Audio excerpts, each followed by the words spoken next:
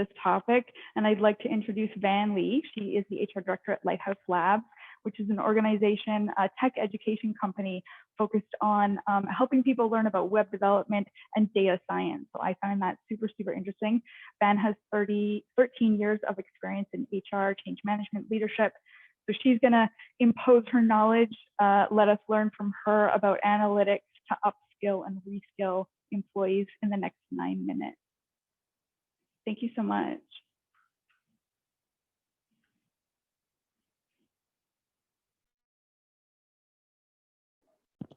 Thank you very much, Jackie. That was very kind of you, and amazing presentation so far. It's very clear that everybody is presenting on something that they're really passionate about. So hopefully I can do the same and tell you a little bit more about my personal story and what I'm going to cover. So as some of you may know, Lighthouse Labs is primarily a private career college where those who are seeking full-time programs want to reskill.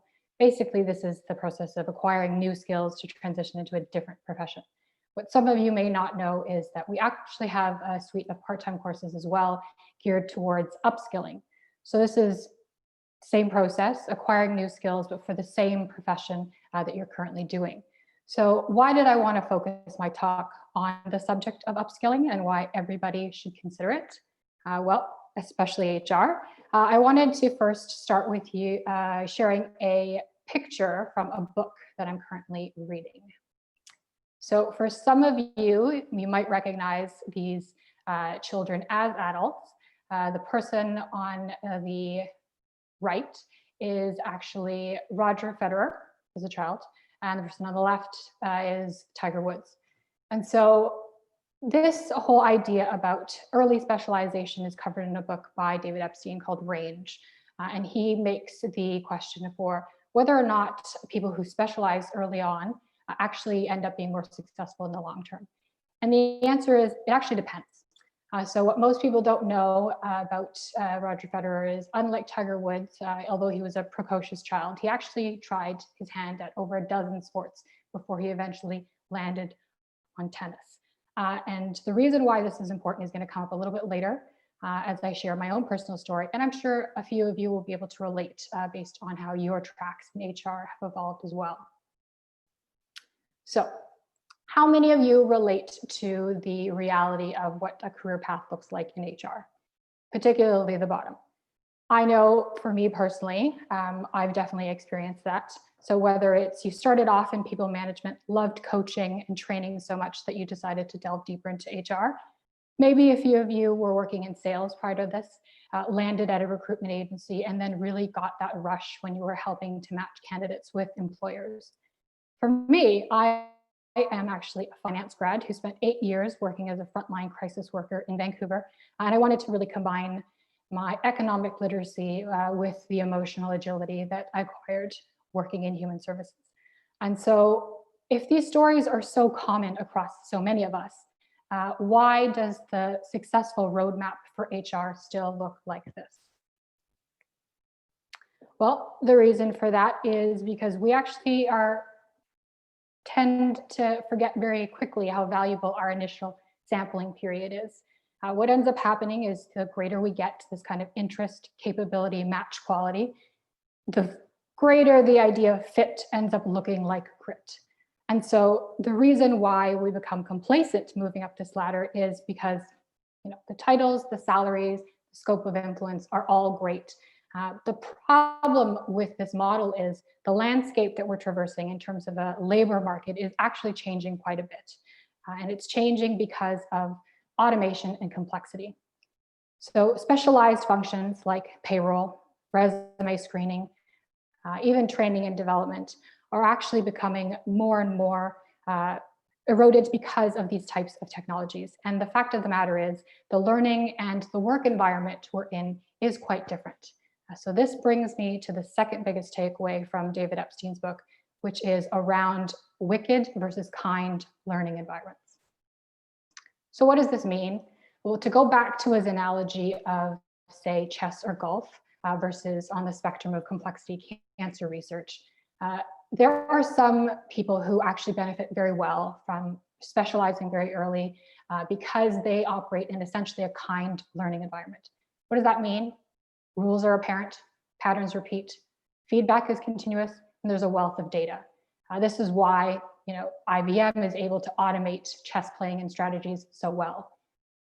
Contrast that with a wicked learning environment, which I'm sure if you've worked in HR, you've probably experienced every time you think you're going to roll out a compensation benchmark, and then people and their emotions and their reactions kind of get in the way.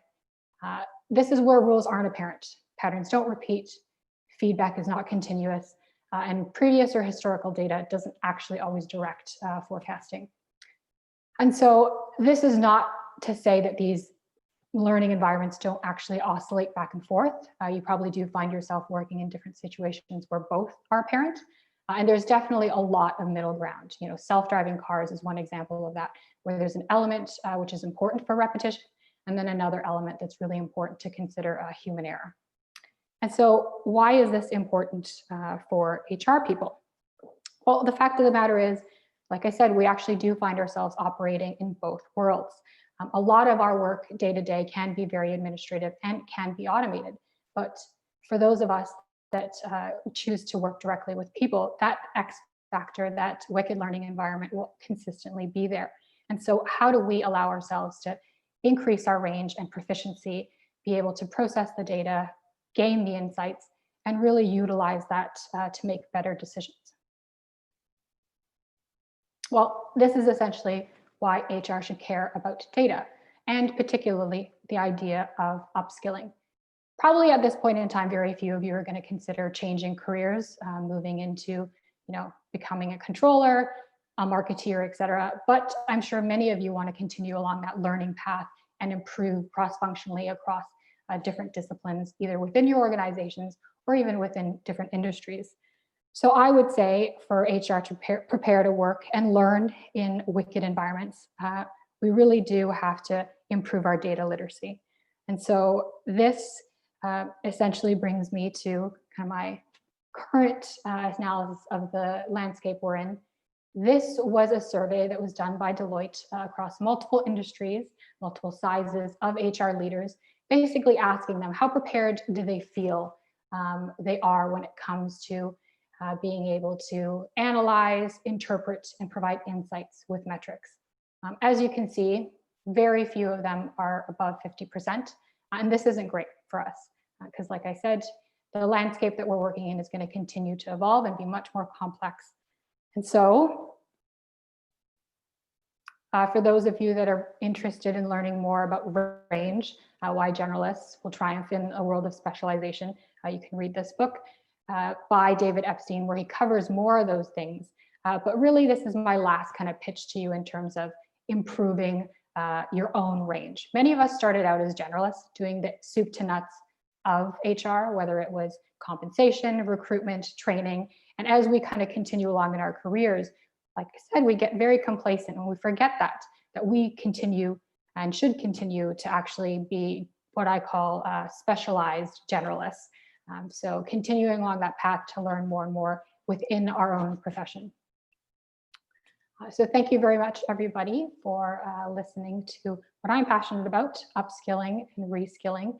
And this is what I like to call the plug zone, because the marketing team at Lighthouse I would be remiss if I didn't include the fact that we've actually partnered with CPHR to introduce our own Data Analytics 101 course. So there's more information on our website about that. But essentially it's geared towards HR people. You'll learn practical skills like Excel and Tableau, and you'll actually be able to bring back to your organizations a specific business problem that you work on as part of our capstone project for there. So I'm going to stop sharing my screen and then introduce our next speaker.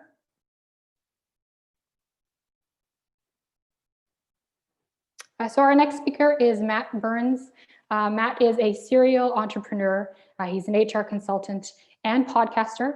He actually speaks 4 different languages and has been blending technology as well as data with people programs across multiple countries and industries, including not-for-profit, finance, and the retail space. Thank you very much, Matt. Over to you.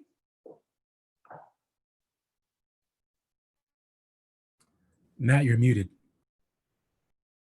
I do enough of these, Bobby. They think I figured that out by now, right? But no, it's still trying to struggle with that. Hello, everyone. How are we all doing today? Great to be here and great to be with a group of speakers that, frankly,